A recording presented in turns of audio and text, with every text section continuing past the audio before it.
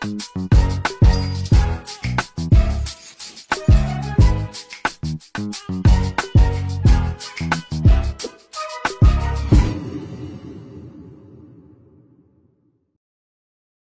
aí, vambora? Não, vambora não, né, professora? Vamos fazer questão, embora um outro momento, né? Vamos lá fazer nossas questões. Vou colocar aqui, tá bom? Pra gente já continuar. 41, hein? Questão de número 41, vamos fazer aqui. Lembra que esse arquivo tá na descrição do vídeo, é só você clicar, baixar ele, tem mais de 360 páginas, tem todas as questões que já apareceram na segunda fase, tá? Eu destaquei aqui as que eu queria tratar, nas 50 primeiras, mas lá embaixo tem mais um monte de questão para você tratar, fica à vontade, é só baixar o arquivo, tá em PDF, fica tranquilo que é só baixar e fazer o que você quiser com as questões, tá bom? Vamos lá. João, residente no estado X, é proprietário de veículo licenciado no município Y, situado no estado X. João não pagou o IPVA do carro, com vencimento previsto para 11 de maio de 2017, a data esta publicada no Diário Oficial pelo ente público em calendário específico para recolhimento do IPVA. Considerando que não houve envio de correspondência à residência de João, responda aos itens a seguir. Ocorreu a constituição definitiva do crédito de IPVA? Qual será o termo inicial para inicial do prazo prescricional para o ajuizamento da execução fiscal na hipótese da constituição definitiva do IPVA? Constituição definitiva do crédito do IPVA. Então é o seguinte, ó, bem importante isso daqui. Por quê, professora? Porque os alunos fazem uma confusão em relação à constituição definitiva do crédito tributário. E para o IPVA, já entendeu o STJ, e aí a gente tem até um trecho da jurisprudência na resposta dessa questão, que se perfectibiliza o crédito tributário, a sua constituição, com o envio do carnê para casa da pessoa. Ou então com a publicação do calendário de pagamento oficial, que é o que a jurisprudência fala nesse trecho. Quando se publica no calendário oficial a data de pagamento do IPVA, ali está constituído o crédito tributário, sabia? Pois é. É nessa data, porque foi publicado no Diário Oficial. O Estado da Federação tem algumas variações, né, sobre o calendário, sobre o momento de pagamento, a depender do final da placa, do veículo, enfim. Quando é publicado esse calendário, normalmente os jornais locais fazem essa referência, né, para que as pessoas tenham uma noção de quando é que elas devem pagar o tributo. Aí você tem que pensar assim, ó, sempre assim na prova. Constituído o crédito tributário hoje, definitivamente hoje, quando é que começa a correr o prazo prescricional? Amanhã. Beleza? Está constituído definitivamente o crédito tributário, tá? Constituição definitiva do crédito para pagamento, tá? Aí tem um vencimento, professor, o vencimento é dia 30 e não tem dia 31 no mês. Quando começa a contar o prazo prescricional? Dia 31 ou dia 1º. Entendeu isso? A gente conta o prazo prescricional. É aberto o termo inicial para contagem de prazo prescricional, tá bom? Então vamos lá. O que é importante? Que, tendo sido publicado esse calendário específico para recolhimento do IPVA, a gente tem a notificação, a gente tem a constituição definitiva do crédito tributário. Professora, como é que eu fundamento isso? Fácil. Vá para o artigo 142 do CTN. Abra o 142 e veja que ele está perfeitamente encaixado ali num capítulo de constituição do crédito tributário. Olha aqui o recurso aqui, o repetitivo ao RESP, tá vendo? 1.320.825 do Rio de Janeiro, que dizia lá, inclusive o ministro, né, relator, ele dizia assim, perfectibiliza-se a constituição do crédito tributário com a publicação da data em calendário oficial. E é isso, está constituído o crédito tributário. Aí, olha só, letra B. Na hipótese da constituição definitiva do crédito tributário, o prazo deve ser contado ao dia seguinte à data da publicação do vencimento do imposto. Então, por exemplo, publicou-se no calendário lá. Publicou o calendário, está constituído definitivamente o crédito tributário. Na publicação do calendário, ele vai colocar a data de vencimento, certo? A data de vencimento vai ser 11/5, 11 de maio. Quando começa a contar o prazo prescricional? 12 de maio, 12/5. Professora, Publicou o calendário, constituído definitivamente o crédito. Ele publica no calendário ali uma data para vencimento do tributo. A data de vencimento do tributo é dia 30. Se tem 31, a partir de 31 a gente começa a contar o prazo prescricional. Se não tem 31, a partir do dia 1º do mês subsequente. Ok? Beleza. E a prova sempre vai colocar, normalmente, não é sempre, mas ela tem um hábito, não é sempre, viu? Sempre é muita coisa. Mas ela tem um hábito de colocar e pedir para você a partir de quando, e você precisa revelar a data, tá? Quando ela fala assim, a partir de que dia? Quando que a gente começa a contar? Ó, ela fala assim, ó, qual é o termo inicial? Tá bom?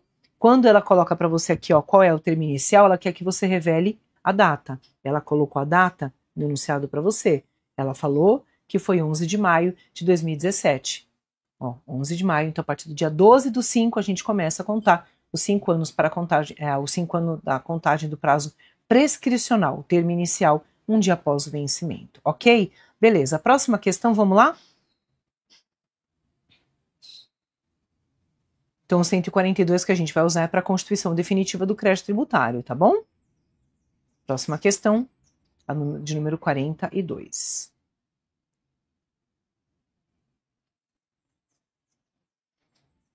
Okay. Essa é boa, boa, essa questão é muito legal. Ó, vamos lá. Só coloquei questão legal para você.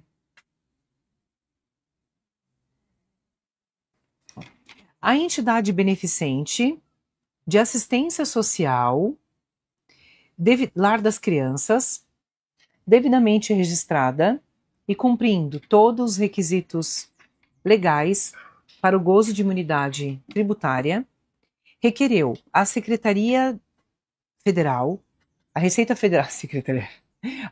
Federal, o reconhecimento de imunidade tributária quanto às contribuições para a Seguridade Social. O Fisco Federal negou o pedido, afirmando que a imunidade das entidades beneficentes somente abarcaria impostos, nos termos do artigo 150, inciso 6, a linha C da CF, mas não de contribuições. Além disso, o Fisco notificou a entidade para que apresentasse a escrituração de suas receitas e despesas, o que a entidade se recusou a fazer, alegando que não estava obrigada a manter essa escrituração em razão da sua imunidade tributária. Já falamos sobre isenção e obrigação acessória, agora estamos falando sobre imunidade e obrigação acessória. Sobre o caso narrado, respondo aos itens a seguir. As entidades beneficentes de assistência social que cumprem todos os requisitos legais para o gozo de imunidade tributária também fazem jus ao reconhecimento da imunidade tributária quanto à contribuição para a Seguridade ou apenas em relação aos impostos? Esta é a letra A. Está correta tal entidade beneficente em se negar a apresentar a escrituração das suas receitas e despesas? Lembra que a letra B vai ser a resposta negativa, né? Ela não pode de forma nenhuma, porque a obrigação acessória não se confunde com a obrigação principal. Até deixamos alguns artigos marcadinhos aí para facilitar a tua vida, né? Colocamos o artigo 113, parágrafo 2º, e fizemos remissões a outros artigos aí. Abre aí o 113, parágrafo 2º do Código Tributário Nacional, que fizemos remissões importantes para te ajudar a responder essa pergunta. Então, veja, lembra que mesmo que ela esteja dispensada do cumprimento da obrigação principal, que é o dever pecuniário, porque pratica fator gerador e precisa pagar tributo, as obrigações acessórias, elas permanecem. Aliás, né, a entidade de assistência social, ela tem que cumprir requisitos obrigatórios previstos pelo artigo 14 do Código Tributário Nacional, sob risco de ter suspensa a sua imunidade ou seu benefício. Lembra-se disso também. Agora veja, as entidades beneficentes, além de usufruírem da imunidade de impostos, elas também vão usufruir da imunidade de contribuições sociais? Não faço a menor ideia. Não tem problema. Se você não faz a menor ideia, você tem duas coisas para fazer agora. Primeiro, vai para o artigo 95 da CF. Não é lá que estão as contribuições sociais ou as contribuições para a manutenção da Seguridade Social? Vai para o 195. Verifica entre os parágrafos, no rabo do artigo, se existe alguma coisa alegando a imunidade da entidade beneficente de assistência social. Se tem algum parágrafo falando sobre isso. Você vai procurar a imunidade da entidade beneficente de assistência social. Se você achar alguma coisa, aproveita para colocar lá debaixo da imunidade de impostos. Professora, como assim? Se você vai no 195 da Constituição Federal, qual é o parágrafo que você achou aí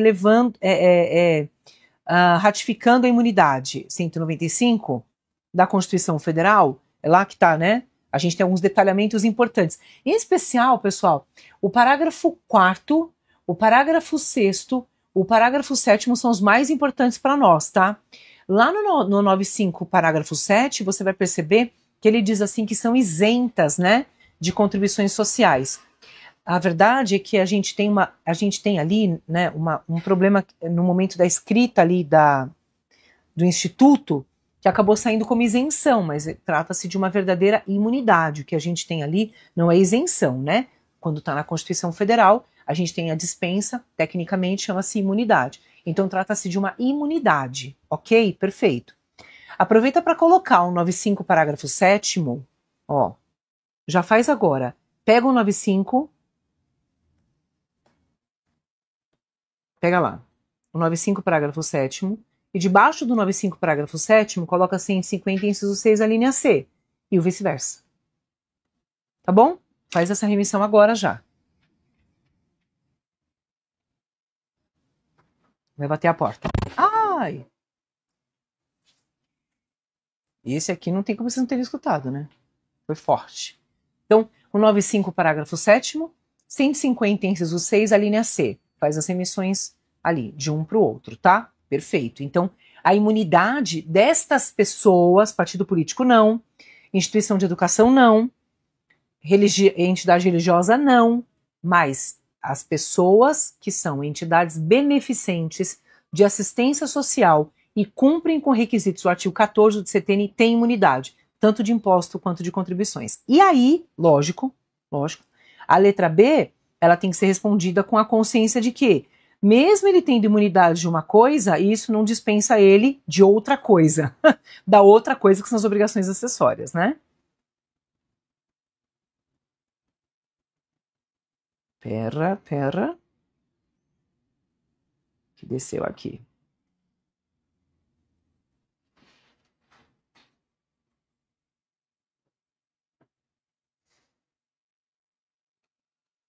Aqui, tá? Então, 95, parágrafo 7º, está carregando aqui. Acho que como o material é muito grande, né, demora para carregar. Aqui, ó. Não, né? A entidade beneficente não está correta ao negar a apresentação da escrituração. Olha o 14 do CTN. Pro, como é que eu vou chegar ao 14? Sem dúvida nenhuma, pessoal. Se não tiver, faça agora. Debaixo do artigo 150, inciso 6, a linha C da CF, é bem provável que você tenha remissão ao artigo 14 do CTN. Se você não tiver, você coloca agora, tá? Se você não tiver, você já coloca o artigo 14 debaixo da linha C, tá bom? Então, existem condições. Essa imunidade, inclusive, ela é chamada de imunidade subjetiva porque alcança pessoas e condicionada. Sem que a pessoa cumpra com esses requisitos do artigo 14 CTN, ela não tem direito à imunidade. Ela precisa cumprir. Que requisitos são esses, Pro? Bom, tá até aqui, ó. São 3 requisitos. Quer ler? Quero, Pro. Vamos comigo, então. Vai pro 14 do CTN, tá? Vamos juntos. Sem problema nenhum. Vamos juntos. Ó, artigo 14. O disposto na linha C do inciso 6 do artigo 9º não é o 9º, é o 150, que estava na época da década de 60 lá, né, quando do CTN, né, a gente está falando já de 88.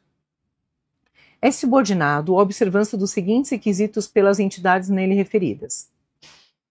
Não distribuir em qualquer parcela, primeiro objetivo aqui, ó, é cumulativo, viu, esses 3 requisitos, tá? Tem que acumular, ou seja, tem que cumprir os 3. Cumprindo os 3 requisitos, ela tem imunidade. Deixando de cumprir qualquer um dos requisitos, cai a imunidade dela. Não distribuir em qualquer parcela de seu patrimônio ou das suas rendas a qualquer título.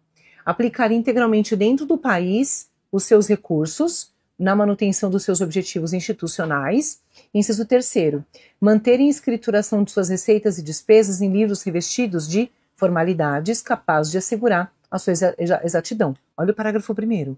Na falta olha o rabo do artigo, do cumprimento no disposto nesse artigo ou no parágrafo 1º do artigo 9º, que é o 156C, a autoridade competente pode suspender a aplicação do benefício. Vamos ler o segundo? Vamos, professor. Os serviços a que se refere a linha C do inciso 6 do artigo 9º são exclusivamente os diretamente relacionados com os objetivos institucionais das entidades referidas nesse artigo, previstos nos respectivos estatutos ou atos constitutivos. Na verdade, coloque aí debaixo do parágrafo 2º, onde você está, pro artigo 14, parágrafo 2º do CTN.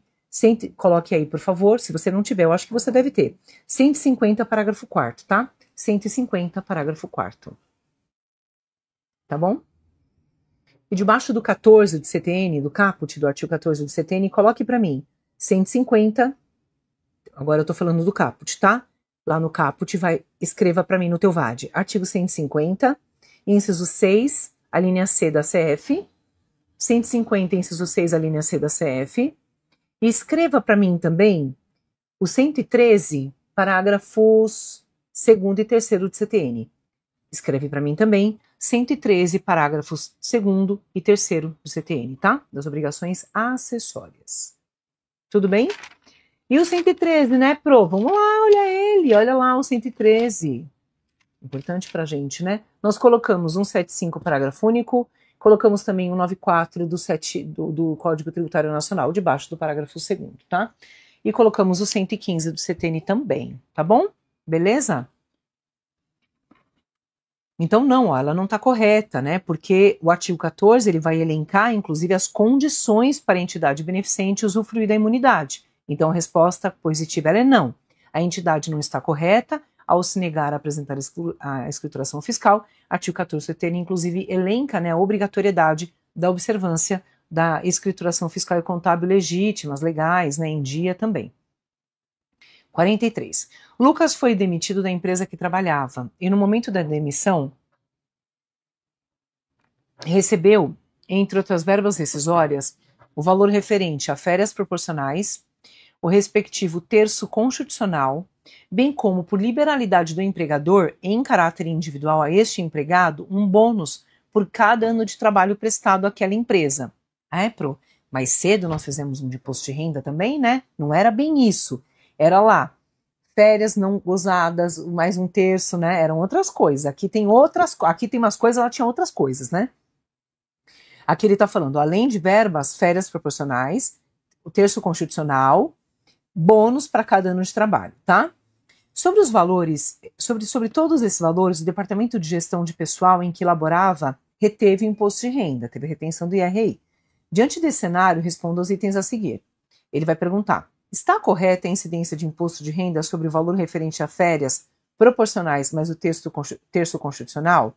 E depois, está correta a incidência de imposto de renda sobre o bônus que ele recebeu por cada ano de trabalho? Será que sobre o bônus trata-se de acréscimo patrimonial e aí vai incidir imposto de renda? Você falou para a gente mais cedo que quando tem esse tipo de questão, é provável que a gente tenha uma situação sumular, né? Mas e se a gente não tiver uma situação sumular? Ninguém me perguntou, mas eu estou falando aqui de intrometida. Se não tiver súmula sobre o assunto, você tem que perceber se aquilo se trata de acréscimo patrimonial ou se tem natureza indenizatória. Se tiver natureza indenizatória, não pode incidir imposto de renda, porque o artigo 43 do CTN ele define quais são as situações em que o imposto de renda vai incidir, e aí isso pode te ajudar e pode estruturar a tua resposta, tá? O artigo 43 do Código Tributário Nacional. Se não for de natureza indenizatória, imposto de renda vai incidir. Não está correta.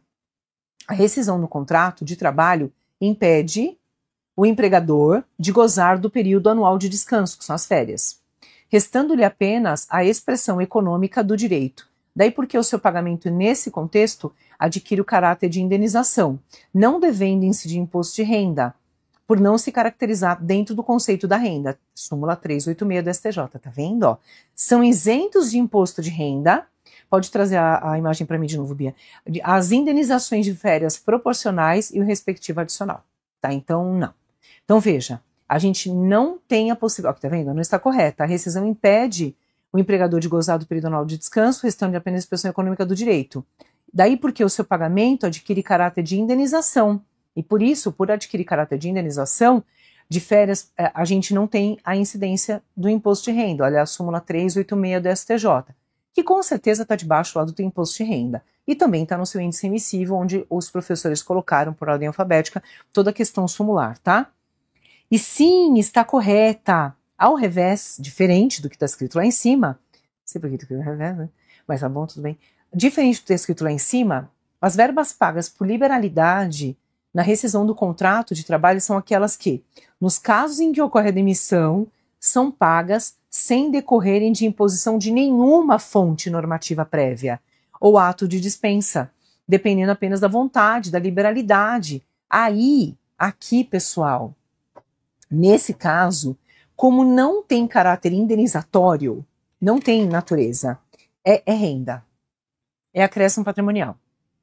153, inciso 3 da Constituição Federal e 43 CTN. Aí aqui não tem que fazer, porque não tem natureza indenizatória. Então, se não tem natureza indenizatória, mas tem natureza de composição patrimonial ou de acréscimo patrimonial, incide imposto de renda. Ok? Para onde que está a incidência de imposto de renda? Duas fontes para você. Artigo 153, inciso 3 da Constituição Federal, mais 43 CTN. Olha, questão chuchuzinha, linda, maravilhosa, para você acertar.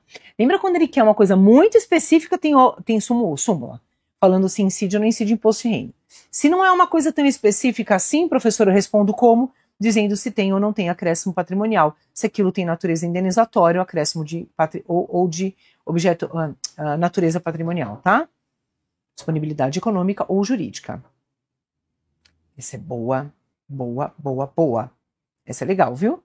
Eu já até trabalhei com elas, com essa questão aqui, com a minha turma de mentoria, porque eu queria que eles soubessem disso daqui, que se isso cair na prova, só Jesus na causa. Nova lei complementar de iniciativa do Presidente da República, aprovada pelo Congresso Nacional e sancionada pelo chefe do Executivo, foi publicada em 10 de novembro de 2021, mas expressamente prevendo que seus efeitos apenas se produziriam 30 dias após a publicação. Ela determina que na falência, todos os créditos tributários, inclusive aqueles constituídos antes mesmo da produção da lei. Eita, professor, então quer dizer que a nova lei vai voltar e alcançar fato pretérito? É o que está pretendendo aqui. Ó, inclusive aqueles constituídos antes da produção de efeitos da nova lei terão preferência sobre todos os créditos com garantia real. Diante desse cenário, respondo aos itens a seguir. Esta lei pode alterar dispositivos expressos do Código Tributário Nacional? Tal lei viola a irretroatividade? É aqui, ó, a resposta está aqui. Ele quer que você fale da irretroatividade. Se aqui a gente tem retroatividade mesmo, ou se aqui não tem retroatividade. Ele já colocou o princípio, você precisa procurar. Ó, tal lei viola o princípio de retroatividade tributária ao estabelecer que se aplica também a crédito tributário constituído antes da sua produção de efeitos? Será que ela pode voltar e estabelecer essa situação? Será que ela retorna? Ela pode retornar? Será que é possível? Vamos lá. Então, a lei complementar, primeira resposta, de iniciativa do Presidente da República, ela quer alterar o CTN. A pergunta é, lei complementar altera a lei complementar? Altera. O CTN foi recepcionado com força de lei complementar, apesar de, na sua origem, ser uma lei ordinária, mas foi recepcionado em 88 com força de LC e não de LO. Então, para alterar o CTN, só uma lei complementar. Se é uma lei ordinária, ela não tem o poder, né, ela esbarra, mas ela não entra, não consegue inserir aquela normativa. O que altera a lei complementar é a lei complementar. Se o CTN é recepcionado com força de LC, somente uma lei complementar que poderia, então, modificar alguma coisa e alterar o CTN. Eu até expliquei para eles em sala de aula que um dos exemplos que nós tínhamos era que o parcelamento nem sempre existiu no CTN. E aí o Código Tributário Nacional foi alterado por uma lei complementar que inseriu a possibilidade de parcelamento, né, prevista expressamente lá no artigo 151 do Código Tributário Nacional. Tá bom? Perfeito. Ok, então pode, LC pode. Agora, esta lei que está querendo retroagir, voltar, alcançar fatos pretéritos, será que ela pode fazer isso? Será que é possível fazer isso? Cuidado, tem algumas coisas que eu queria que você destacasse no teu VARTS, caso tenha uma pergunta a respeito disso, tá? Aqui, ó. O Código Tributário Nacional foi recepcionado com força de lei complementar e ela pode alterar, sim, uma nova lei complementar. Ah, lógico, né? Alguém pode estar perguntando para mim assim, qual é a fonte que a gente vai usar? O próprio artigo 146, inciso 3º da Constituição Federal, tá? Então, normas gerais em matéria tributária podem ser alteradas, né? Podem ser introduzidas, podem ser criadas por meio de LC, 1463 da Constituição Federal. Então, não. A resposta da letra B é não, e a gente vai trabalhar isso agora, tá? Fiquem tranquilos. A irretroatividade da lei tributária é um princípio constitucional tributário que se aplica apenas à hipótese de cobrança de tributo em relação a fato pretérito, tá? a fato que acontece antes do início da vigência da lei que institui ou aumenta esse tributo, 150, inciso 3. Mas a irretroatividade, ela não vai se aplicar objetivamente em relação à legislação que posteriormente ao fato gerador da obrigação tributária tenha outorgado a um crédito tributário mais privilégio, mais garantia para o crédito. Professora, dá um passo atrás, 2 passos atrás. Olha aqui para mim, vamos pensar. Para de escrever agora e olha para cá para a gente se concentrar. A irretroatividade, ela será aplicada quando a gente vai falando a respeito da possibilidade de aumento de tributo ou instituição de tributo. Uma lei futura não pode alcançar fato pretérito. Mas se a lei futura puder, ela vai alcançar o fato pretérito diante de situações que não hajam um julgamento definitivo na seara, no Poder Judiciário, ou seja, não tem trânsito em julgado, ou quando há uma discussão administrativa, que a gente fala que na discussão administrativa ainda não tem uma decisão definitiva, uma decisão terminativa. Decisão terminativa equivale a trânsito em julgado. Decisão terminativa no administrativo, trânsito julgado no judicial. Perfeito, entendi, professor. A retroatividade ela veio para impedir que uma lei nova alcance fato pretérito, para fazer a pessoa pagar mais imposto ou novos impostos que ela não estava nem pensando em pagar. Beleza. Agora, em relação à legislação tributária, que essa legislação dê mais poder para o crédito, mais poder, sabe? O crédito tributário já é muito poderoso, mas o crédito tributário ganha mais poderes ainda, fica mais potencializado. Esta lei nova pode alcançar. E sabe o que acontece? Essa lei nova também pode alcançar situações em que a gente tenha mais poderes de administração e fiscalização do tributo, verdade. Se a gente tiver mais poderes de arrecadação, fiscalização do tributo, esta lei nova alcança fato pretérito. Alcança situações que estão lá ou que estavam lá no passado. Professora, pelo amor de Deus, onde é que eu acho isso? Eu vou te ensinar. Primeiro, vamos fazer uma marcação? Acorda aí e faz a marcaçãozinha comigo. Vai para o 150, inciso 3, a linha A da CF. Vamos lá juntos. Meu café está esfriando, hein? Vocês tomaram café?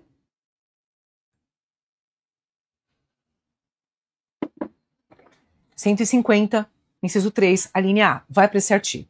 Debaixo desse artigo você coloque artigo 144 e parágrafo 1º do CTN. Artigo 144 e, não é vírgula. Artigo 144 e parágrafo 1º do CTN. Por favor.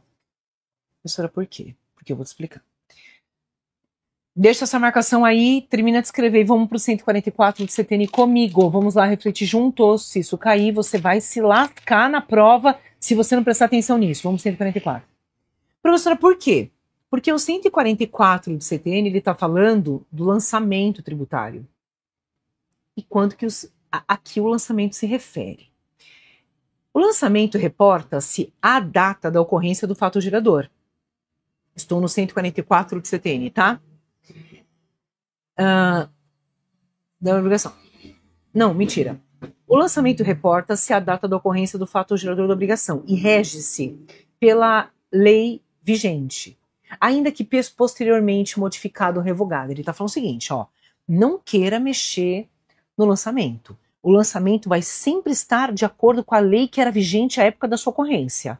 Nem para frente, nem para trás. Ela está estática. A regra é ficar estática. Ocorreu o fato gerador hoje, é a lei vigente do dia de hoje. Se ela for modificada ou revogada amanhã, ela não alcança o que aconteceu hoje.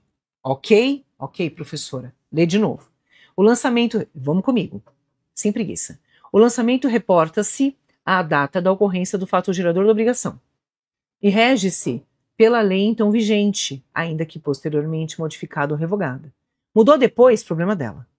O lançamento está ali, ó, regido pela época do fato gerador que a lei tinha vigência. Beleza. Agora vai para o parágrafo primeiro. Parágrafo 1º. Vamos para o rabo do artigo. Aplica-se ao lançamento a legislação que posteriormente, ó, já relativizou, já é exceção aqui, já caiu por terra um 44 caput, é isso mesmo. Trabalhamos com quedas de terra. Aplica-se ao lançamento a legislação que, posteriormente à ocorrência do fato gerador da obrigação, tem instituído novo critério de apuração ou processo de fiscalização. Colocou drone, meu filho? Colocou drone lá, né? Colocou drone, viu que você fez o puxadinho, e aí, sabe o que vai acontecer? Vai ter que fazer um novo lançamento. Isso, exatamente. Novos critérios de apuração ou processo de fiscalização. Ampliado os poderes de investigação das autoridades administrativas ou, no nosso casinho, ó, outorgado ao crédito mais garantia ou privilégios. Para aí, depois a gente vai ler o certo. Então, a lei nova, ela vai alcançar o fato pretérito quando essa lei nova der mais poderes de administração, fiscalização, mais proteção, garantia e privilégio ao crédito tributário. Pois é, esta lei nova alcança o fato lá do passado, a ponto de ela conseguir desfazer a sua ocorrência declarada por você, viu? Do fato gerador. Pois é, porque ela tem poder. Ela vai falar o seguinte, a partir de agora, a gente vai revisar alguns lançamentos tributários aqui, porque a gente vai colocar drone e vai perceber que você aumentou a área útil do imóvel por acessão física, você que mexeu nisso. Beleza, tá bom. Vamos no exceto? Vamos, professora? Então, garantias ou privilégios, vírgula, exceto, neste último caso, para os efeitos de atribuir responsabilidade a terceiros. Aí, se é para atribuir responsabilidade, ela não pode voltar. Criar mais pessoas, inserir mais pessoas ali, ela não pode. Então, o 144, ele é muito importante. E o 144, parágrafo único, parágrafo primeiro, ele é quase impossível de se achar. Se você não tiver visto isso nessa aula, você não acha nunca não, viu? Só quero te avisar. Se você não está aqui nesta aula, você não vai achar isso, porque não tem como achar. Você vai ficar batendo cabeça e você não vai conseguir saber se volta ou não volta e você vai sair chutando por aí. Então veja, a resposta à nossa pergunta é não, pois a irretroatividade tributária é princípio constitucional tributário que se aplica apenas à cobrança do tributo em relação a falta de geradores ocorridos antes do início da vigência da lei que houver instituído aumentar, conforme 153A. E não há legislação que posteriormente a ocorrência do fato gerador da obrigação tenha outorgado ao crédito maiores garantias ou privilégios. Ó, chuchu, beleza, se você está aqui, você vai acertar. Por isso, você coloca debaixo do 153 o 144, caput, o parágrafo 1º. Essa daqui é uma belezinha. Caiu 2 vezes, tá? Caiu como tese de peça, no agravo de instrumento, e caiu como perguntinha. Exame 26, depois mais para perto de nós, caiu como tese de peça. A seguradora ABC realizou a venda de um lote dos chamados automóveis salvados de sinistro. Isto é,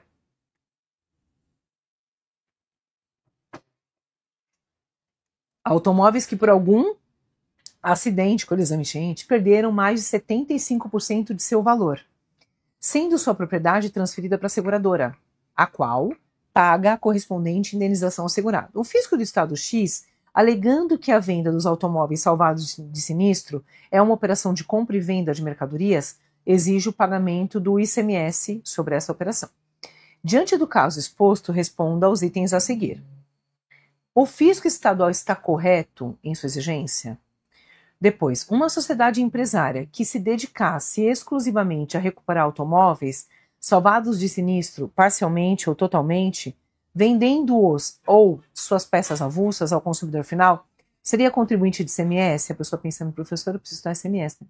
Se você precisa, já identificou, não se finja de desentendido e vai estudar ICMS amanhã.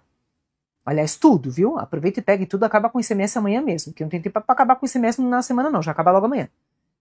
Senão você vai entrar bonito na prova, viu? Vamos parar com esse negócio, deixar para amanhã. Veja só. Ele está falando que existem uma venda de automóveis salvados de sinistro. Lembra que a seguradora tem só um objetivo.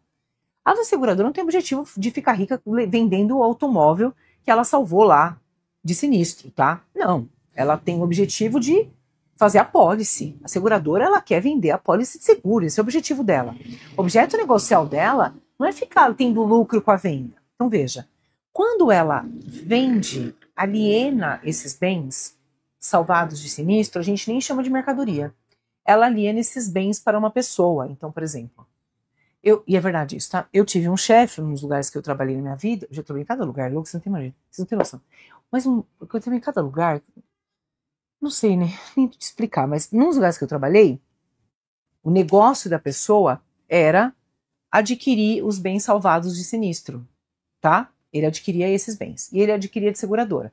Pegou fogo numa loja da C&A no Rio de Janeiro, no centro do Rio, e ele adquiriu toda a mercadoria da C&A. E essa mercadoria, ela vinha em toneladas, então a gente não sabia exatamente o que aqui tinha no meio daquelas toneladas, entendeu? Ele comprou os contêineres fechados.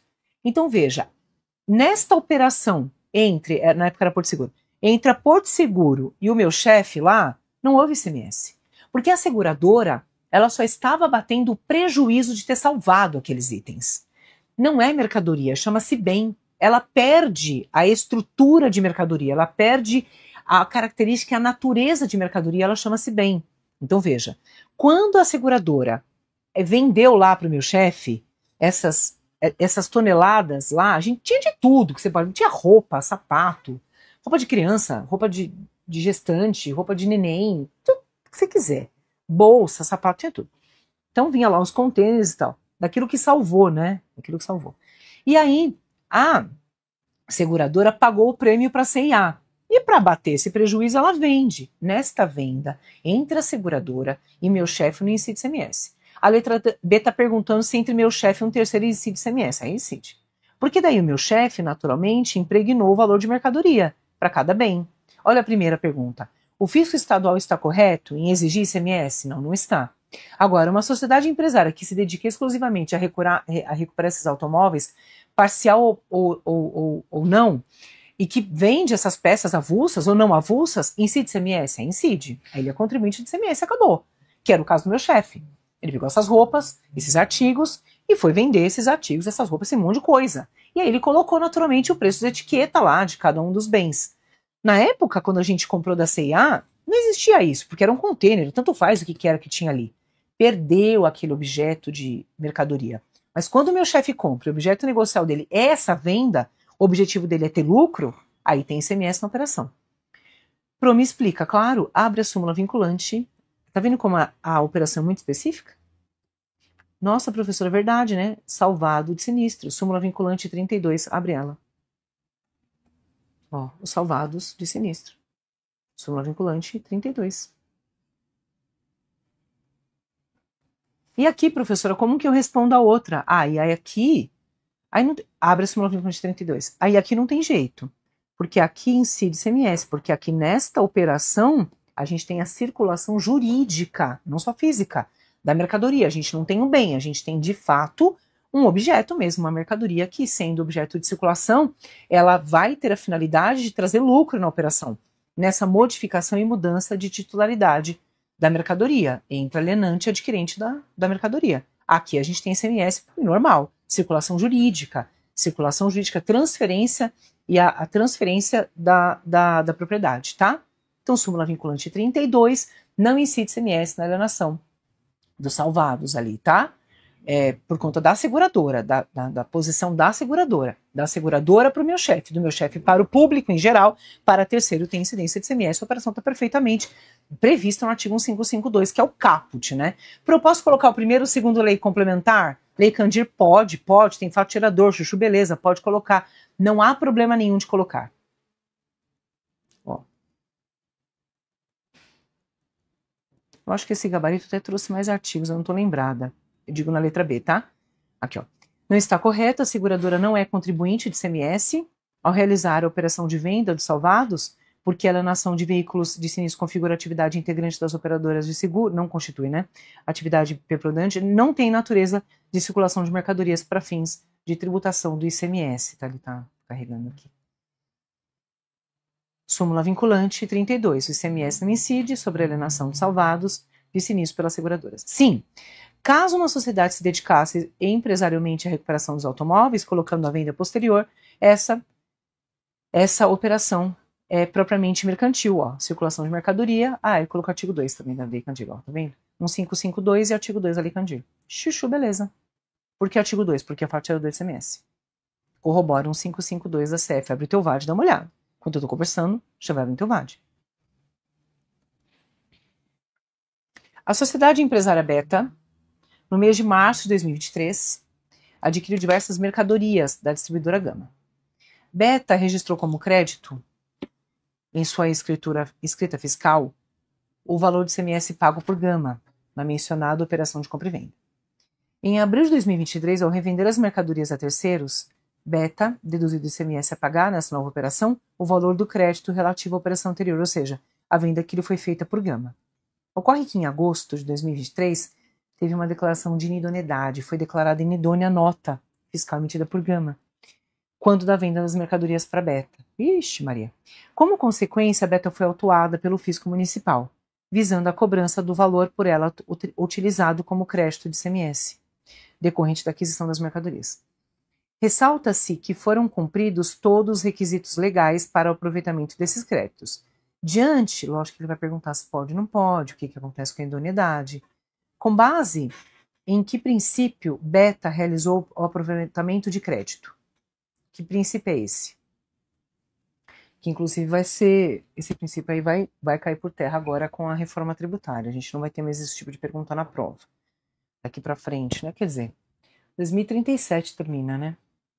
A reforma. Então, acho que até lá pode cair alguma coisa, mas acho que o examinador não vai ficar perguntando mais sobre essas coisas, não. Beta poderia ter sido autuada pelo fisco, porque foi declarada inidônea, né? Bom, a primeira coisa. Quando a gente tem o aproveitamento de crédito, pessoal, o princípio é da não cumulatividade. E os princípios constitucionais a respeito, ou os princípios a respeito do ICMS estão na Constituição Federal. O artigo 155, do parágrafo 2º ao 5º da CF, ó, é do 2º ao 5º, tá?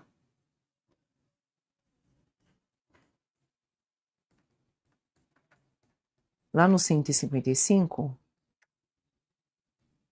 né, parágrafo 2º ao 5º, tudo isso daí, coisa pra caramba, viu? Tudo isso aqui é de ICMS, ó. Todos os princípios, detalhamentos de ICMS estão aqui. Tudo aqui, do parágrafo 2º ao 5º, tá? E aí a gente tem o princípio da não cumulatividade, que vai, né, a gente vai cair por terra. Não. O comerciante que adquire uma mercadoria cuja nota fiscal tem sido depois declarada inidônea é considerado um terceiro de boa-fé e ele está autorizado a se aproveitar dos créditos.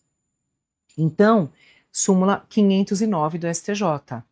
O contribuinte de boa-fé, pessoal, ele não pode ser prejudicado por essa inidoneidade. Então, ele pode realizar o aproveitamento dos créditos, sim, de ICMS. Por onde a gente acha isso? Na lista em que você vai localizar dentro do teu VAD a respeito do assunto ICMS. É uma súmula de ICMS, não é súmula de outra coisa.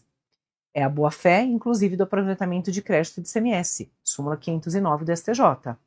Como é muito específico, objeto de súmula. É muito específico, é a súmula quem vai tratar dessa situação. Tudo bem? Tudo bem, professora, graças a Deus. Súmula 509 do STJ. Se não está debaixo de um 552, tem que estar. Se não está, coloca agora, mas é possível que esteja. Duvido que não esteja. Se não tiver, é porque você fez uma ótima escolha com prova de MECO, né? Jesus. Mas não é para jogar fora, né, professora? Não. Se jogar fora agora, não vai passar na prova, né? Então é melhor não jogar. Não jogue, usa o que tem e vai fazendo as emissões aí, tá? 47. Ali... Nossa senhora, nem parece que já fizemos 46 questões. 47. A Lei Ordinária Federal 1234 de 2020, essa aqui é legal de fazer, essa é boa essa questão, instituiu uma contribuição de intervenção no domínio econômico, uma CID, incidente sobre a comercialização de trigo e seus derivados in natura, ou industrializados, apelidada de CID farinha. Eu lembro quando eu estava dando eu tinha essa turma, foi muito engraçado que eu tinha um aluno super engraçado, Ricardo, e ele falava assim, professor, é o Cid Moreira, vai cair Cid Moreira. Aí ele ficava chamando a Cid de Cid Moreira. Aí todo mundo falou assim, caramba, a gente tem que estudar a Cid Moreira, né, porque vai cair. E caiu a Cid Farinha. Foi muito engraçado que ele acertou, né, lógico, todo mundo acertou. Então vamos lá. O aluno faz essas coisas, depois ele memoriza e cai na prova, ele acerta, né. Se alguém tiver alguma brincadeirinha para fazer, pode fazer, viu, que vocês vão memorizar. A Lei Ordinária 1234 institui então essa contribuição. A contribuição foi fixada em R$1 sobre cada tonelada vendida, tendo como fato gerador a venda de trigo e derivados no comércio interno e na exportação. O produto da sua... Deixa eu sair da frente. O produto da sua arrecadação é destinado a financiar projetos ambientais relacionados com a agricultura, bem como subsidiar a compra de equipamentos pelo pequeno produtor agrícola. A sociedade empresária Pambão, que exporta 50% de seus produtos, conformada com o novo tributo, contrata você como advogado. Por quê, professora? Porque eles estão querendo cobrar sobre exportação. E ela tem 50% de operação de exportação. E ela está revoltada. Eita! Agora foi. E ela está revoltada. Ela está querendo saber se tem tributação na exportação. Lembra de uma coisa, pelo amor de Deus, não esquece nunca mais na sua vida. No Brasil, a gente não exporta tributo. A gente tem estímulo para exportação. Pessoal, as exportações são imunes. É só você procurar no VAD, a partir de agora. Se for operação de exportação, tem imunidade. O que não tem imunidade é quando a gente ingressa com produto, ou mercadoria ou serviço no Brasil. Quando você exporta, tem imunidade. Então, primeira coisa, quando ele fala para você que tem como fato gerador a exportação, esquece. Tem coisa errada aqui, você vai ter que procurar a imunidade da CID. Fácil. É só você ir até a CID, no seu índice emissível, e procurar por imunidade. Imunidade CID. Professor, eu não achei. Vai até a CID. Vai até a CID, que não é Moreira. Vai até a CID e procura. Professora, como que eu acho? Vou te ensinar. Abre o 149 da CEF para mim agora. Vamos lá, vamos juntos, tá? Vamos resolver isso agora. Vamos resolver sua vida. 149, tá bom? Vamos juntos lá.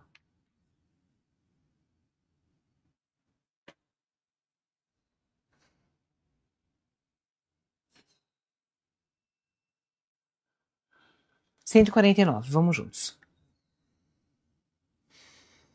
Onde o caput compete exclusivamente à União instituir contribuição social de intervenção no domínio econômico CID, de interesse de categorias profissionais ou econômicas como instrumento de atuação nas respectivas áreas. Desce um pouquinho comigo, por favor.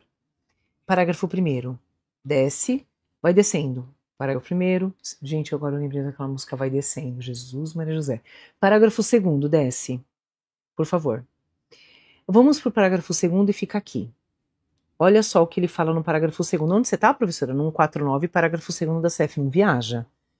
As contribuições sociais e de intervenção no domínio econômico, contribuição social e CID, as contribuições sociais e de intervenção no domínio econômico, de que trata o caput desse artigo, inciso 1º, não incidirão sobre as receitas de exportação. Certo? Aqui, não incidência, imunidade. 2. Não para de ler, que tem pergunta sobre a alíquota. Não dá uma de maluco não e sai correndo do negócio. Espera o negócio te apresentar tudo o que ele precisa. 2. Incide também sobre a importação de produto estrangeiro. Eita, verdade, né? Ele tratou dando incidência na exportação e falou, quando vier, meu filho, produto estrangeiro vai ter CID. Tá bom, tudo bem. Importação de produto estrangeiro e de serviço. É fato tirador, meu filho, vai pagar a CID aí. Olha lá, poderão ter alíquotas ad valorem, tendo por base o faturamento, a receita bruta, o valor da operação e, no caso de importação, o valor aduaneiro, e poderão ter alíquotas específicas, tendo por base unidade de medida adotada. O que é isso, Pro? Tonelada, centímetro, dezenas, as unidades, tá bom? Olha que maravilha! Então, no parágrafo 2º, ele resolve 2 tributos em um para você. Ele resolve as contribuições sociais e as CIDs. Certo, professora? Certo. Não incide na exportação, incide na importação de produto estrangeiro e serviço também. Pode ter alíquota de valorem e pode ter alíquota específica. Chuchu, beleza? Volta para a pergunta comigo.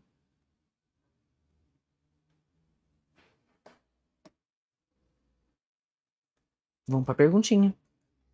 É válida a incidência da CID na venda no exterior? Na venda ao exterior, na exportação? Não, tem imunidade. É possível a instituição de contribuição de intervenção no meio econômico com alíquota específica, adotando unidade de medida? Sim, é possível, eu acabei de ler, professora. Linda, maravilhosa. Questão maravilhosa é que o povo se perde por bobeira, porque não conhece o vademécum. É bobeira perder essa questão, viu? Porque a gente sabe que na operação de exportação tem imunidade, só na operação de importação que a gente não tem. Não é válida a incidência da referida contribuição. Artigo 149, parágrafo 2º, inciso 1º da CF. Vai cair na tua prova, você vai acertar. Porque você vai lembrar que quando for exportação, é só você procurar no VAD a imunidade, porque ela está dentro da Constituição Federal. É só você procurar. E se não achar? Se você não achar e a mulher já estiver tirando a prova da sua mão, fazendo você assinar alguma coisa, dando uma advertência, você vai entregar a prova para ela para você não ficar fora da prova. Mas você vai até o fim, até você conseguir achar. Se acalma, vai no banheiro, toma uma água e tal, lava o rosto, você vai voltar e vai achar. E sim, é possível a adoção da alíquota específica, tendo por base uma unidade de medida. 149, parágrafo 2º. Chuchu, beleza, inciso 3º, que falou que na letra B pode ter alíquota específica, tendo por base a unidade de medida. Linda, maravilhosa, tomara que caia na sua prova e você vai acertar. Ai, professora, eu não quero isso, quer o quê, então? Viu, hein? Acabamos de fazer um negócio? Claro que vocês querem. Quer sim. Quer que caia porque ela vai ser maravilhosa e ainda vai fazer você ser aprovado. Boa tarde, professora.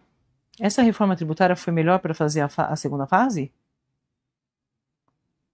Não mudou nada. Para a gente da segunda fase, não. Eduardo arrematou, em asta pública, um imóvel situado no município Alfa, no ano de 2013. Eduardo não efetuou pagamento de IPTU, abençoado, dos imóveis no imóvel dos anos 2014 e 15. Em 2016, surpreende-se com a sua citação em sede de execução fiscal para pagamento do IPTU, 2012, 14 e 15. Em seus embargos, ele alegou que não deveria pagar o imposto de 2012 porque ele arrematou o imóvel em asta pública.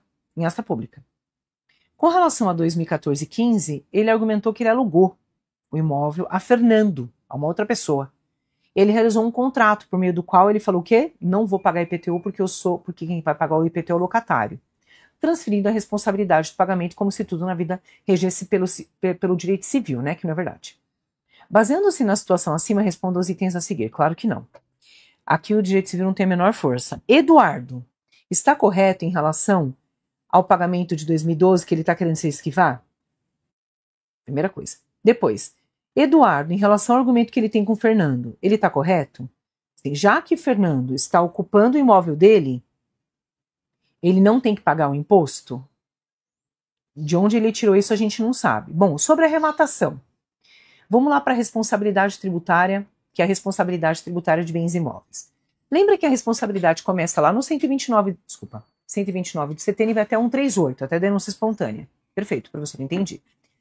O 130, ele inaugura as espécies que a gente tem de responsabilidade. E a primeira espécie que é inaugurada ali é a do 130, que é a responsabilidade na sucessão de bens imóveis. Quando eu vendo imóvel para uma pessoa e ela adquire imóvel de mim. Abre teu VAD. No caput do 130, abre o vademecum. Sem preguiça, abre esse vademecum. Mexe nesse vademecum porque você tem que mexer nisso, ter passado por aqui. Tua mão tem que ter passado ali e teus olhos mais ainda. Abre o teu vademecum. Não me fica com preguiça de fazer isso agora. No caput do 130, a responsabilidade está designada da seguinte forma. Quem adquire o meu bem imóvel, Elaine adquiriu minha casa. Quando ela adquire minha casa com todos os tributos que eu tenho de dívida. É isso mesmo. Quando ela adquire a minha casa, ela responde pelas taxas que estão sem pagar aqui, contribuições de melhorias e pelo meu IPTU, que está vencido. Ela responde integralmente. Isso no caput, tá? Agora, veja. A taxa que recai sobre o bem imóvel, não taxa de fiscalização, mas a taxa de, por exemplo, a taxa de lixo. Agora vai para o parágrafo único. No caso de arrematação, então assim, nesse caso o Eduardo está correto. Porque na arrematação, pessoal, ocorre a responsabilidade que o Eduardo tem em relação ao preço. Vou dar exemplo da Elaine. Elaine vai lá e arremata um bem imóvel, tá? E ela arremata esse bem imóvel por 500 mil reais. É o preço na arrematação, tá bom? Quando ela estava ali arrematando, quando ela arremata aquele bem imóvel vem para ela por 500 mil reais. Só que do Neida, ela recebe uma notificação de lançamento dizendo assim, ih, tem um monte de IPTU atrasado, viu minha filha? Você, além dos 500 mil reais, você vai ter que pagar mais 150 mil reais de IPTU atrasado de anos anteriores. Olha o que o parágrafo fala. Elaine, você está excluída dessa responsabilidade. O 130, parágrafo único, é uma exceção da responsabilidade e diz o seguinte, no caso da arrematação em asta pública, a subrogação ocorre sobre o respectivo preço. Assim, todos os impostos incidentes sobre a propriedade deverão ser descontados do preço pago do arrematante, pelo arrematante do bem. Os 500 mil reais têm que ser suficientes para pagar a dívida de IPTU, que tinha lá, de IPTU, outras dívidas passadas lá. Então ela não vai responder, porque ela já arrematou o imóvel e o preço que ela paga já tem que ser suficiente. Professor, e se não for? Não é a Elaine quem paga, quem fica com prejuízo é a fazenda. A Elaine não paga. Então, subroga-se ao preço, ó, tá vendo? Ó, o valor da dívida abaixa, subroga-se ao preço da arrematação. E o Eduardo Vida Louca não está correto, é claro que não, né? Porque ele não pode tentar deslocar a responsabilidade para uma outra pessoa. Lembra que o Eduardo está lá no artigo 34 do CTN porque ele é contribuinte, ele está definido, ó, como sendo, lá no 34 do CTN, como sendo contribuinte do IPTU. Ele não pode deslocar a responsabilidade para uma outra pessoa. Artigo 123 do CTN que fala que as comissões particulares, salvo disposição de lei em contrário, que não é esse caso, não são oponíveis ou são inoponíveis à fazenda. Beleza? Já falamos do 123 duas vezes aqui, se não foi até mais que isso, mais ou menos isso.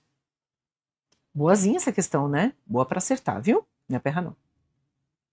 Questão boa de fazer, boa de achar, localizar. Penúltima. 4 horas da tarde, nem eu tô acreditando nisso, Brasil. Não pago! Ele falou, não pago! Lei municipal fixou determinado.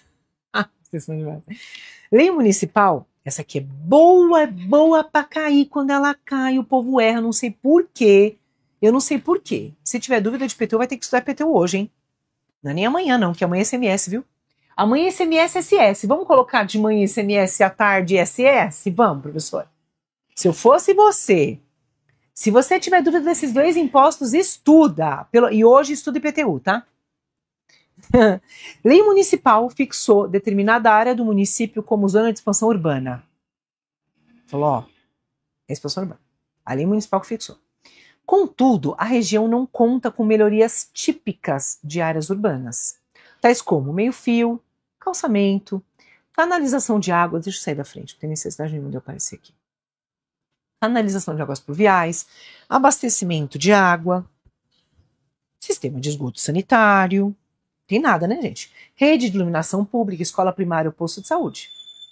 A maior parte dos terrenos da região é ocupada por possuidores que ali instalaram suas moradias. Os possuidores se surpreenderam. Por que você está falando assim, professora? Eu já explico. Os possuidores começaram a receber carnês de IPTU do município, insurgindo-se contra a cobrança. Sobre a hipótese apresentada, respondo aos itens a seguir. É possível que meros possuidores sejam considerados contribuintes de IPTU pelo município? Se ele pergunta quem é contribuinte, vai para o artigo que define quem é contribuinte de IPTU, gente. Artigo 34 do CTN. Vai para o 34 do CTN comigo agora. E lê para mim quem é contribuinte de IPTU. Professora, já sei. Leia agora. Abriu o 34? Você vai ver. Abre o 34. Não tenha preguiça. Ele diz. Quem são as pessoas que são contribuintes do IPTU? Proprietários, os titulares de domínio útil e os possuidores a qualquer título. Veja só, quando ele está falando desses possuidores, são as pessoas que possuem com animus domini. São os possuidores uso capiende. Aqueles que, daqui a pouco, procurarão um advogado para ingressar com a ação da uso capião. Com a uso capião. Esses possuidores a qualquer título, eles são contribuintes do IPTU. E se não fossem, eles não estariam aí no 34 do CTN, mas eles estão. Portanto, eles vão pagar imposto. Ponto. Agora, a questão que normalmente as pessoas erram, além dessa primeira, que ele vai falar, imagine, possuidor. Possuidor não tem que pagar imposto. Tirou isso de onde? Não leu o 34 do CTN, né?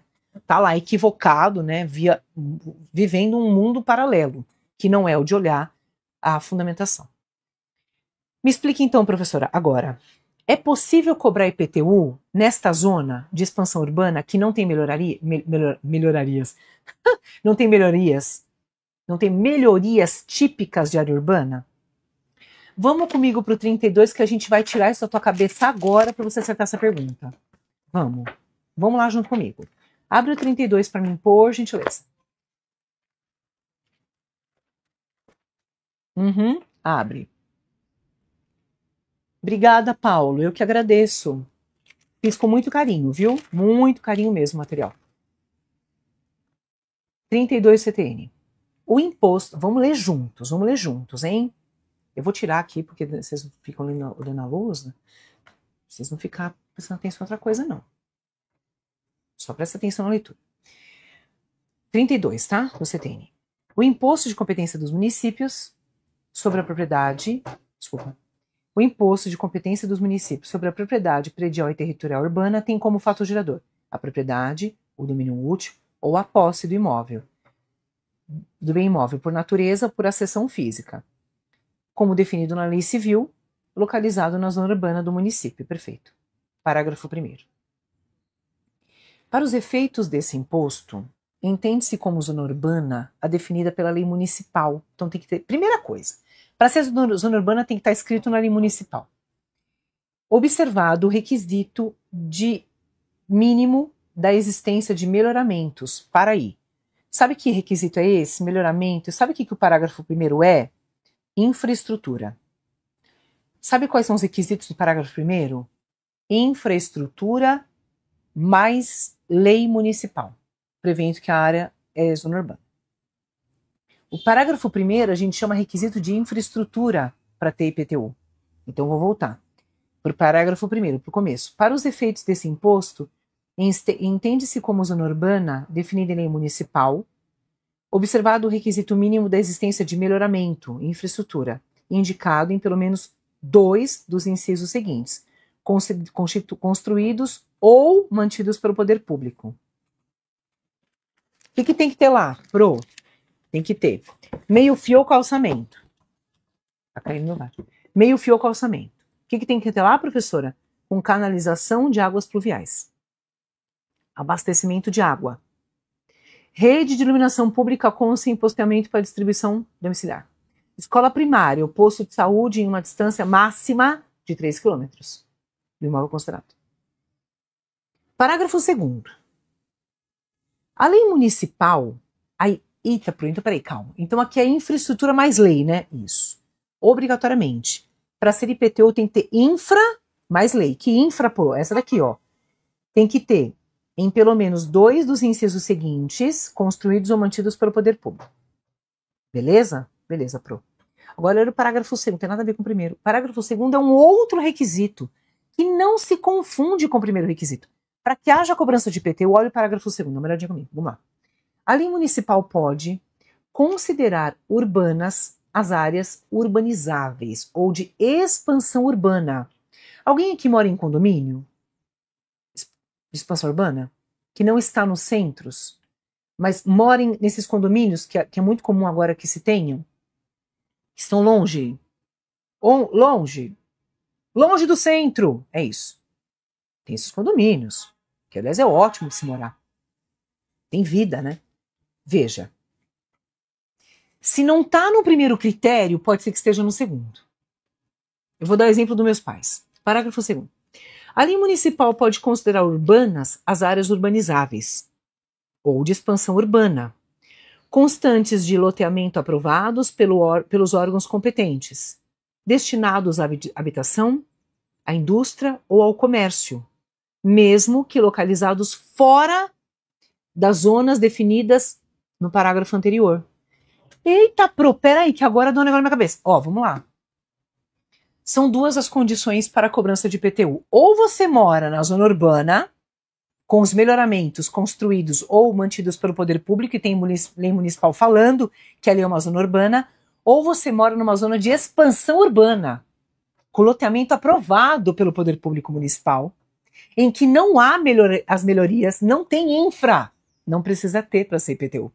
Tá vendo? Ou você cai num critério ou no outro, mas pode ser que você não caia em nenhum dos dois. E aí você tá no caso da minha mãe e do meu pai, que mora em São José do Rio Pardo e que mora no lugar que é considerado zona rural. O meu pai tem, posteamento tá lá, viu? Mas o meu pai tem poço.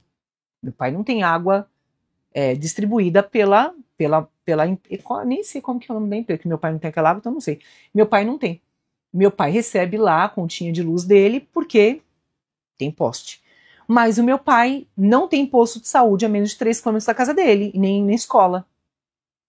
onde meu pai mora é zona rural. E não pode ter cobrança de IPTU. Porque lá também não é considerada zona de expansão urbana. Poderia, né? Poderia se a lei quisesse cobrar. Mas é lógico que a gente vai contestar, né? Porque não tem nem nada a ver, não tem como ser. Lá é uma zona rural. Meu pai não paga ITR. Por quê? Porque meu pai não mora em mais de 50 hectares. Meu pai é imune ao ITR. Então, vamos pensar. São dois critérios, né? Ou tá no parágrafo primeiro ou tá no segundo, é o Gilberto, que é meu pai. Parágrafo primeiro, lei municipal mais infra. Parágrafo segundo, não precisa de infra, só ser considerado zona de expansão urbana urbanizável, destinada a moradia, comércio e indústria. São os sítios de recreio, são os condomínios fora dos centros, área de expansão urbana urbanizada. Terceiro critério, e não vai ser IPTU, porque ali não tem melhoramento, não tem nada, e nem tem lei municipal falando que é zona de expansão urbana urbanizável. Então, assim, meus pais moram a 3 quilômetros de uma fábrica da Nestlé, que é a fábrica de farináceos, em São José do Rio Pardo. Meus pais moram depois de lá. Onde meus pais moram é chão batido, certo? Certo. Todas as pessoas lá para terem água tem que ter poço. Tem que ter poço. Meu pai tem poço lá, cuida do poço e tudo mais. Na casa do meu pai tem iluminação, mas não tem canalização. Quer ver, ó, vamos lá. Não tem meio-fio, abastecimento de água, sistema de esgoto sanitário. Meu pai tem o sistema dele. Como é que é o nome? O negócio tem uma higienizadora lá, tem o sistema dele. Certo? Rede de iluminação pública que meu pai tem, escola não tem, nem meio-fio e calçamento com canalização de água. Então meu pai não pode pagar IPTU, pelo parágrafo 1º. Ele só poderia pagar IPTU se a gente estivesse no parágrafo 2º. E ali tivesse sido declarado que onde meu pai mora é área de expansão urbana urbanizável. E não é, né, minha gente? Não é. Não é. Então meu pai pagaria ITR, mas ele não paga porque ele tem imunidade, né? Porque ele mora num lugar onde não tem mais de 50 hectares. Nem mais de 30, nem mais de 50. Tá bom? É isso. Beleza. Então, no parágrafo 2º, pouco importa. Agora, vai comigo para a súmula 626 do STJ. Ela tem que estar aí no teu VAD, hein? Onde, Pro? Tem que estar em tudo. Tem que estar onde? O que é sumidouro? Sumidouro é um lugar? Eu não sei o que é sumidouro.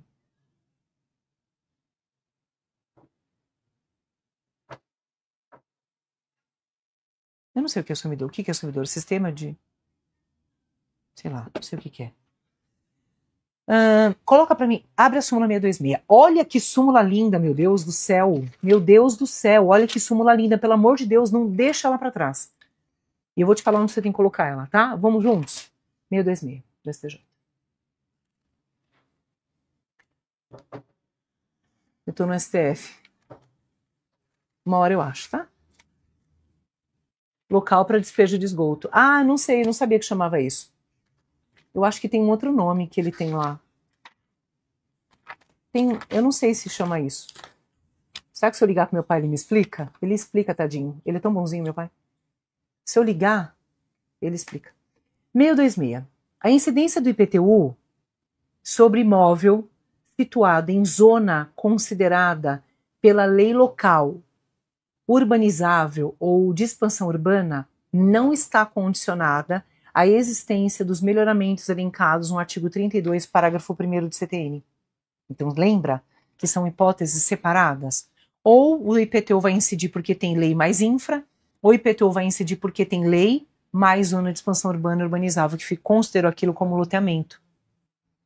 Entendi. Entenderam? Então, o que você vai fazer com a súmula 626 do STJ? Pelo amor de Deus, como que você vai responder? Pega a súmula 626 do STJ e coloca agora onde eu vou te dizer. Gelson Júnior. Pega a súmula 626 do STJ e coloca ela nos seguintes artigos. 32 a 34 do CTN. Coloca debaixo do parágrafo 1º, debaixo do parágrafo 2º. Por favor. Tá? Coloca também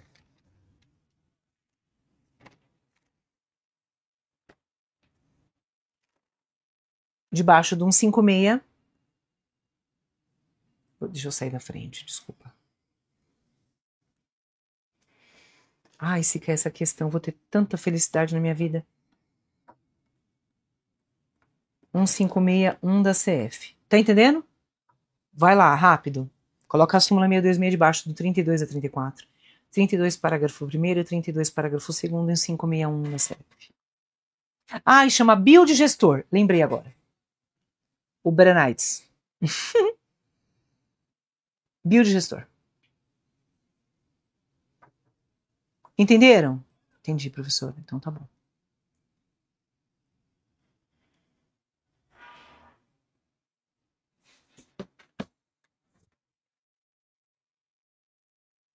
Então é possível cobrar? É. É, né, Pro? É possível, porque foi considerado zona de expansão urbana urbanizável pelo parágrafo 2º. O contribuinte do imposto é o proprietário do móvel, titular do seu domínio útil possuidor, 34 do CTN. Ele tem posse animus domini. Ele exterioriza a propriedade como se proprietário fosse. Ele exterioriza a posse, perdão, como se proprietário ele fosse. E a letra B... Peraí que eu acho que não carregou, né? E a letra B, a gente vai dizer que pode... pelo artigo 32, parágrafo 2º do CTN. Então, a letra B, aqui, sim, artigo 32, tá aqui, ó, parágrafo 2º do CTN e mais a súmula 626 da STJ. Tá bom?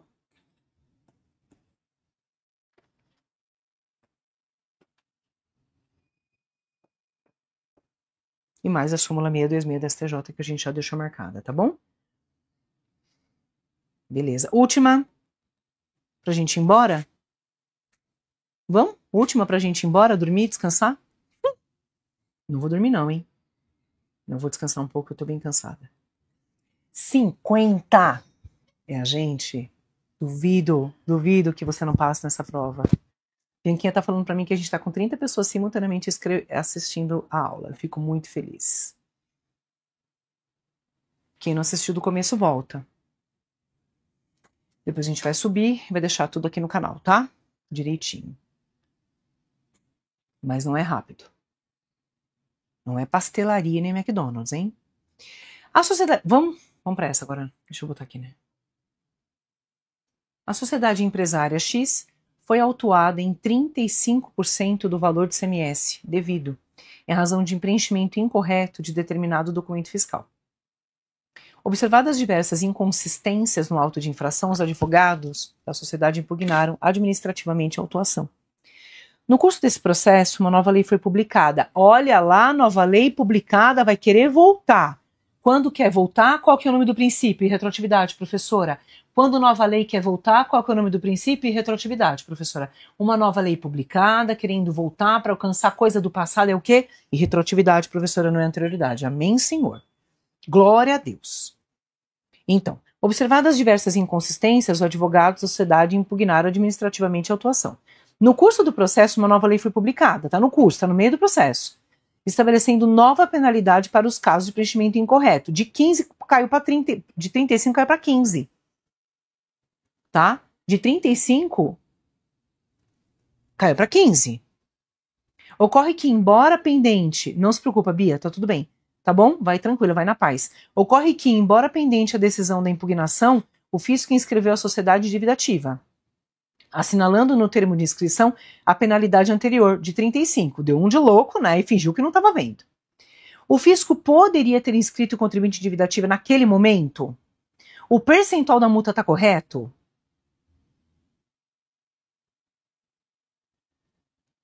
Vamos lá. Não. Por quê, professora? Porque quando a pessoa impugna administrativamente, a gente tem uma situação de suspensão de exigibilidade do crédito.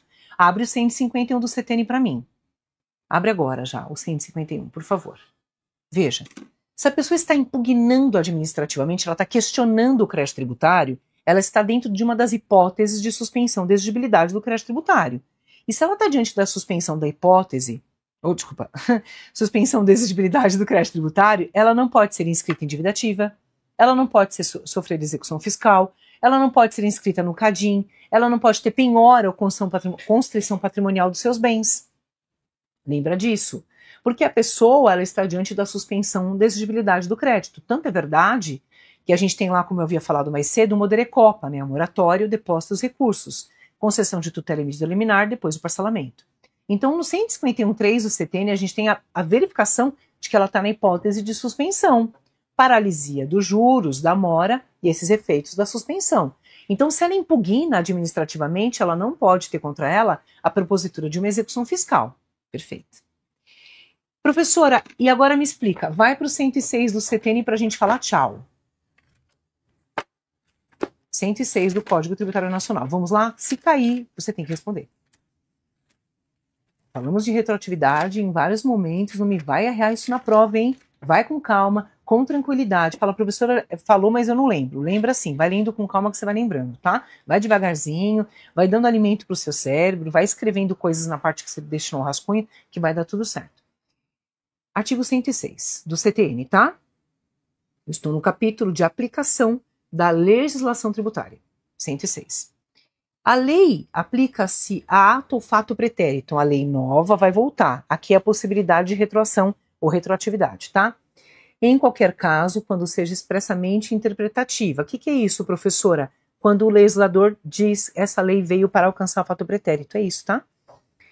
Inciso 2. Tratando-se de ato não definitivamente julgado. Ele falou no enunciado pra gente que estava na pendência de julgamento, tá vendo? Ó, eu estou no inciso 2, só preciso procurar a fundamentação, se é A, B ou C. Então, tratando-se de ato não definitivamente julgado. Quando deixe de defini-lo como infração, aquilo não é mais infração. Nossa, professor, autoexplicativo. Isso mesmo. Quando deixe de tratá-lo como contrário a qualquer exigência de ação ou omissão, desde que não tenha sido fraudulento ou então não tenha implicado em falta de pagamento do tributo. Ele não é mais definido, né? Ele não é mais contrário a nenhuma exigência. Então, assim, por exemplo, não precisa mais entregar fisicamente os livros. Então, eu não posso exigir isso, eu posso ter um benefício porque a pessoa não precisa mais entregar os livros físicos, só digitais. A letra C que aparece na prova. Quando lhe comine uma penalidade menos severa a que há prevista na lei vigente ao tempo da sua prática. Nesta situação aqui, eu tenho uma penalidade que era de 35 e caiu para 15. Pode aplicar? Pode. Porque pro 2, inciso 2.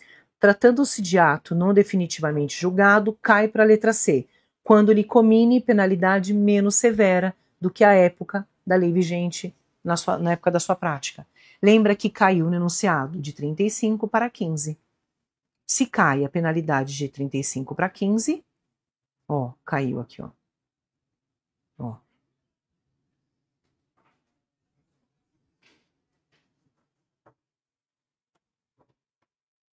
Era 35, certo?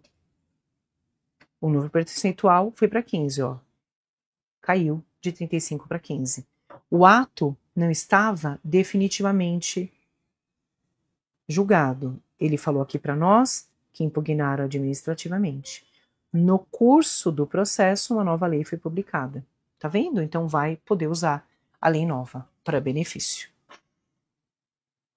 Mostra a resposta pro... Mostro, claro. 4h30 da tarde, terminamos. Não. A impugnação administrativa é hipótese de suspensão de exigibilidade do crédito tributário 1513 do CTN. Depois. Não. Deve ser aplicado ao contribuinte a penalidade da lei mais benéfica, na forma do 106, inciso 2, a linha C. Chuchu, beleza. Terminamos. Terminemos felizes às 4h30 da tarde. Pensei que a gente fosse terminar às 5h30, 6.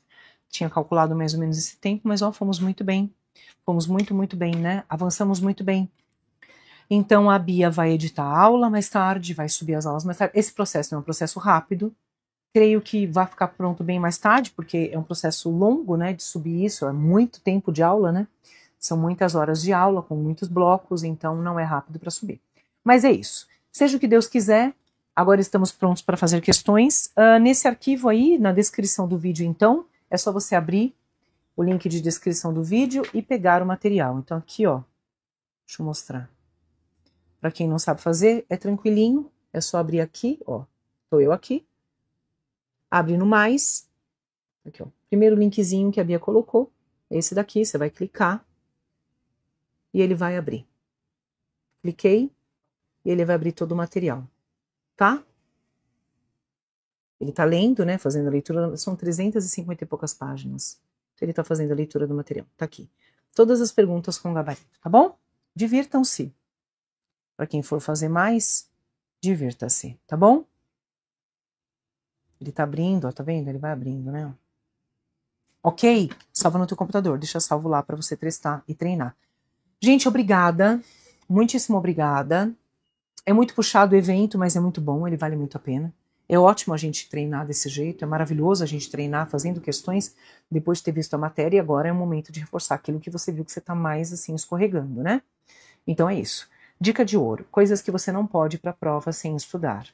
Você não pode ir para a prova sem saber tudo, absolutamente tudo de princípios. Imunidades está incluído nisso. Você não pode ir para a prova sem saber espécies tributárias. Não tem como. Vai ter pergunta de espécie tributária para você. Você não pode ir para a prova sem saber ICMS e ISS. E tem uma noção clara dos demais impostos, né? Então, coisas importantes que você não pode deixar e não pode fingir que não vai ver, que não quer ver. Essas coisas que às vezes vocês fazem de birra. Não quero estudar isso, não quero parar com isso, né? Nem tudo na vida a gente faz porque quer, a gente faz porque tem que ser feito. Tá bom? É isso, meus amores. Espero que vocês tenham gostado. Espero que tenha sido bom. Pra mim foi ótimo. Apesar do cansaço, que cansa, né? Falando pra caramba. Apesar do cansaço todo, pra mim foi ótimo. Eu só posso agradecer. Muito obrigada. Obrigada. Ao Gelson Júnior, a Verônica, muito obrigada, Denizarde Neto, Lídio, obrigada, Priscilinha, que tá aqui também, Elaine, Giliardi, falou que gostava de tributar, agora ele é fã. Obrigada, Elaine, muito obrigada, tá? Eu que agradeço, obrigada por vocês estarem aqui, terem ficado até esse momento, até essa hora, hoje é sábado, né? É um dia às vezes de estar com a família e também fazendo muita coisa, outras coisas. Adriano, obrigada, viu? Um abração para todos vocês. Se precisarem de alguma coisa, eu estou à disposição, mas eu acho que vai dar certo. Tá bom? Ó, beijo enorme. Fiquem com Deus. Um ótimo descanso a todos, porque a todos aqui agora eu vou descansar a minha voz. Tomei uma bronca da minha professora do coral, viu? Ficou brava comigo. Ainda mais que eu tô usando a voz desse jeito. Mas tá bom, gente, tá bom. Isso é por uma boa causa, meu Deus. Ronaldo, obrigada. Ronaldo falou comigo esses dias, né? É isso, queridos. Ó, beijo. Aproveitem o material, podem mandar para os amigos, colegas, não tem, tá tudo certo. O material é meu e eu autorizo vocês a utilizarem. Mandem para os amigos que precisam de ajuda e mandem esse vídeo para os amigos que precisam de ajuda também, tá bom? Beijo, beijo. Fiquem com Deus. Muito obrigada por tudo e até mais. Até.